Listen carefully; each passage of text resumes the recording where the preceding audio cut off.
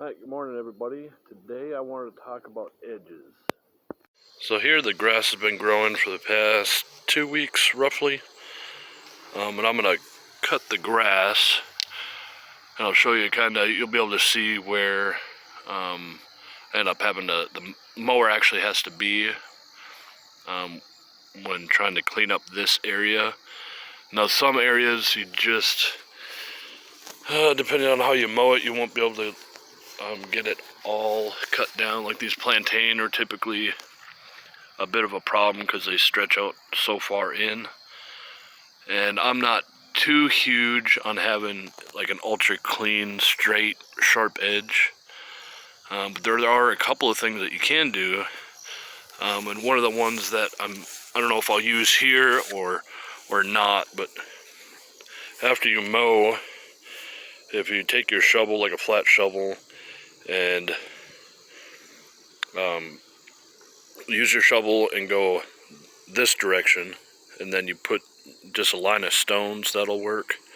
That way it'll be an obvious edge for your planting area, and then you'll still have an area where there's grass, so there'll be dirt taken out from, let's say right here and over, so all this will be gone. The stone will be in its place, and then you can mow right here, which will make it look a lot sharper, but it takes a lot of work, obviously, to do all that shoveling, and then you gotta access the rocks. And here in my city, we can go to a local quarry, and we can basically fill up, a truckload with spare bits of limestone and wherever else, and it's like $40 for 1,000 pounds or something of rocks, which is pretty cheap. But I wanted to show you this and kind of have a discussion about edges, but I'm going to get to mowing right now, and you'll see what it looks like afterwards, and maybe it'll be something that you would like.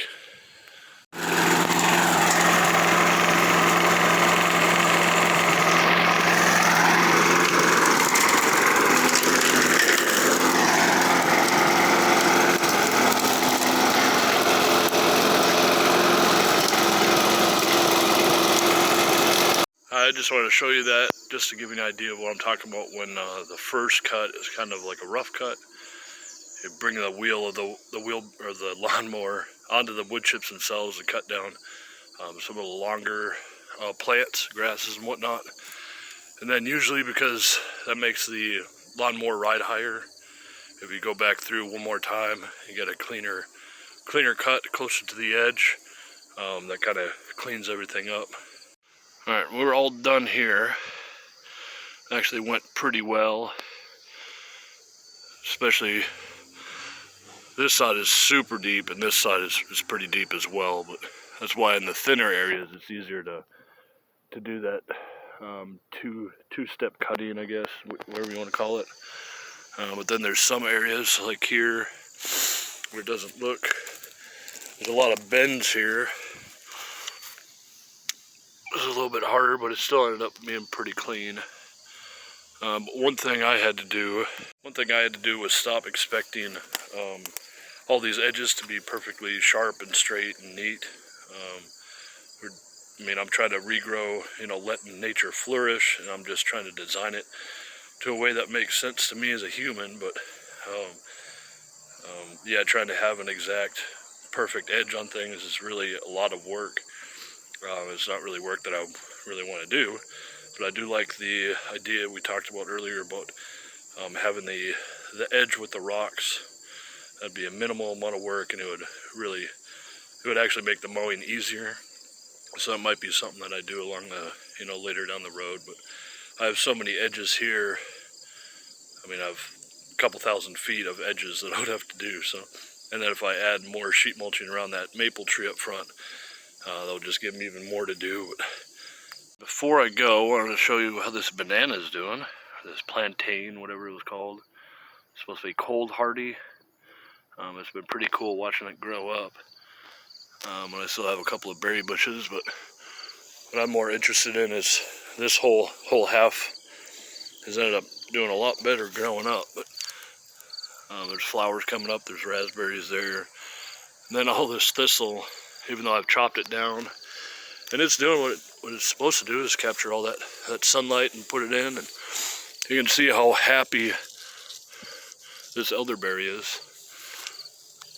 I don't know if you remember what it looked like. It was just one little stick, and then it had one long branch that went through, and now it's 20 times bigger than it was. And it fits in perfectly with all the thistle. And of course I got onions there, a whole bunch of asparagus, raspberries, there's boysenberries, there's all sorts of stuff. There's even, see if I can get it on camera, that other banana tree. It's in here somewhere. Yep, there it is.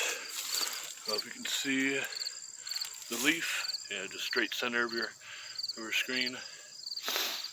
So it would be a good idea for me to kind of trim this down and this down, but I'm not too worried about it, especially at the end of the year. Well, yeah, that's what the back looks like. I planted more strawberries back here the other day, and some of the raspberries and blackberries are doing pretty well. But yeah, this area must have just been thinner on the cardboard, so that's why all that thistle had gotten through, but I'm happy it did, because that's probably the reason why that elderberry is alive and that one over there is not. So give me one last shot of the pathways as they are now. You can see all the clover's already sprung up.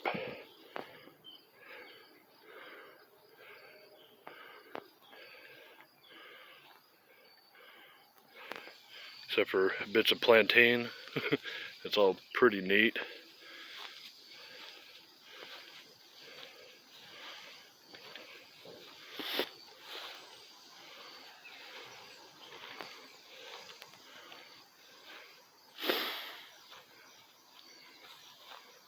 And these are especially wild, which is pretty awesome.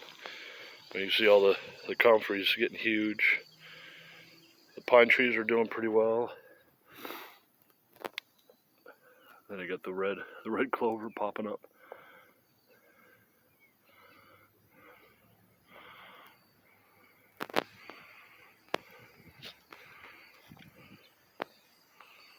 Alright, thanks again everybody for watching. I'm gonna get out of here. I have to head back home and probably cut more grass. Won't be anything as interesting as this, just a square of property. This is a lot funner to cut for some reason, because I can see the pathways kind of emerge. But again, thanks for watching, and I'll see you next time. Alright, bye.